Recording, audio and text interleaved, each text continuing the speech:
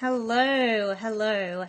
Welcome to the very first episode of Makers TV. We're going to be doing weekly episodes delivering short, sharp, actionable lessons to strengthen your brand and grow your business. I'm Michaela Danvers of the MakersCollective.com.au, and today I'm going to be going through basically my concept of the core strengths of your business.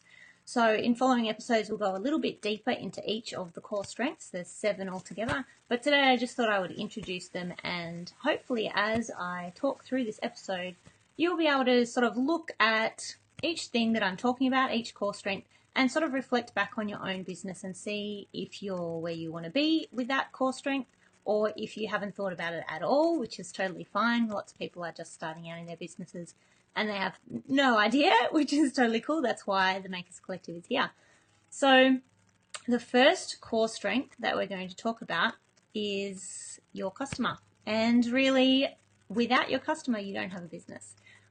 Without any of these core strengths, really, you don't have a business. But at the core, you need someone to buy your thing. So number one of your core strengths, your customer, you need to know a lot about them. You need to know who they are, where they are, how old they are, their income, their interests, their behaviors. So a lot of the times when people talk about your customer and their sort of demographics, your target market, we sort of go surface level with it. We think about the things I just mentioned, so their age, income bracket, stuff like that, which is called demographics. But you also need to look at the psychographics. So that is their behaviors, their lifestyle, their values, all that sort of thing as well.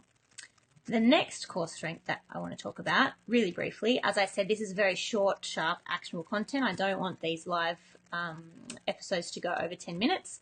So we're at 2 minutes in already, so let's get going faster. The next core strength is your product. And you need to, first of all, have a great product. It can't just be something that you like making. It needs to be something that solves a problem for someone. So going back to your customers, they need to have some sort of a pain point or a problem or something that they're trying to solve. It might just be that they're looking for a gift for someone special. It might be that they're trying to change the world. So your product needs to solve some sort of pain point for those people.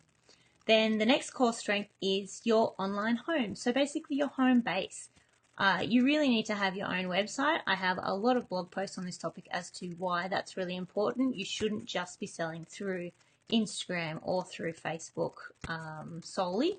You really need to have a home base. So this is also where you can sort of, maybe you have product galleries of your, like image galleries of your product, or telling all the backstory about why you're doing what you're doing, the story of your business, the story of you, a little bit about your why you're doing this sort of thing. So feel free to go on to the MakersCollective.com.au. I'll link it below too. Specifically, I have one blog post, which is the 5 reasons why you must have your own website, and they're very doable. You don't have to spend $5,000 to $10,000. You can put it together yourself, and I do have a program, a free step-by-step course, basically, how to create your own website. So I'll link that as well. The next core strength is your communication, and that's really about how you are sending your message out to your customers. So how are you communicating to them? And that's not just in how you speak or in how you write your product descriptions. That is definitely part of it.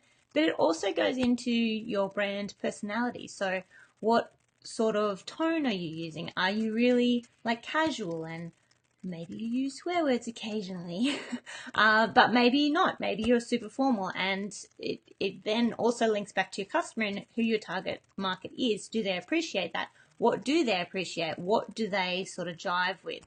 So your communication is very important to get right in the tone and the messaging and all that sort of thing. And also the other things that come under communication is like having a mailing list, setting up your mailing list, being able to form those relationships with your customers. It's very, very rare that someone is going to happen upon your product and the first time they see it, they're going to buy it. It just doesn't happen. They need to build some sort of a relationship with you, in that maybe they do a bit of extra research. They look at your Facebook page, they look at your website, they look at your Instagram. Maybe they do a bit of price research online and Google some other products. And this comes back also to your communication. If you have a little bit more information about yourself on your website, then you're starting to form that relationship with that customer. They know a little bit more about you. They know a little bit more about your story. They are more invested in you, and they're more likely to make the purchase from you. And then we come to your marketing, which I find to be the most fun part of having a business, but it's also only one small part of having a business. So we're talking about the 7 core strengths here, and this is just one of 7. And so many people get caught up on, how to increase my Instagram followers, or how do I increase my Facebook engagement? And it starts taking up so much of your time that you're sort of on a little hamster wheel here, like really working hard, learning everything you can about this one aspect. But it's really important to step back and realize that one, like Facebook thing, is a tiny, tiny part of your marketing, which is only one of the 7 parts of growing your brand and your business. So spending so much time on that one thing is probably not getting you the best results in your business. So probably step back from that a little bit and look at it in a more holistic view of all of these areas of the core strengths of your brand. So the next core strength is your plan. And this is basically putting into place a plan and figuring out where you're going. So you need to figure out where you're going and how to get there. And I have a whole system of how you can break it down. And there's lots of different things that you can do too. The system I teach is just one suggestion, and there's lots of other different ways that you can go about it.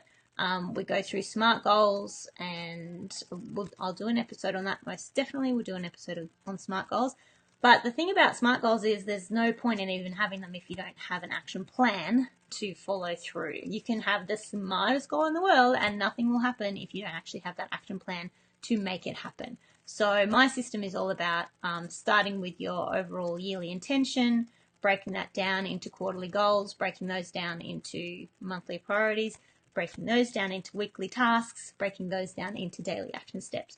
So if you can't tell, I'm all about breaking it down, writing lists that all flow back into that overarching intention or focus for the year. Because a lot of the time too, we sort of get caught up in doing all this, if it's social media or whatever else, all this like stuff that we think is super important, but then, or even like really urgent as well. But then if you step back and look, like maybe it's actually has nothing to do with your overall goals. You think it's important, but when you put it all together, then maybe not so much. Now I'm just going to pop up this graphic here.